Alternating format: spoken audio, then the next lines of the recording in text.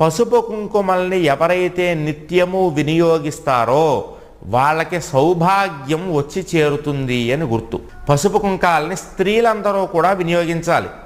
ముత్తైదువులందరూ మరీ ముఖ్యంగా వినియోగించాలి. ముత్తైదువులు నిత్యము పూజ చేసుకునేటప్పుడు పసుపు కుంకాలతోటి పూజ చెయ్యాలి. ముత్తైదువులు ప్రతిరోజు కూడా సర్వమంగళాదేవత యొక్క పూజ మీరు చెయ్యాలి. ఏ ముత్తైదువ అయితే, ఏ స్త్రీ అయితే ఇంట్లో సర్వమంగళాదేవత యొక్క పూజ చేస్తుందో ఆ స్త్రీ యొక్క భర్త సకల గండాల్ని తొలగించుకొని విశేషమైనటువంటి ధనాన్ని సంపాదిస్తాడు.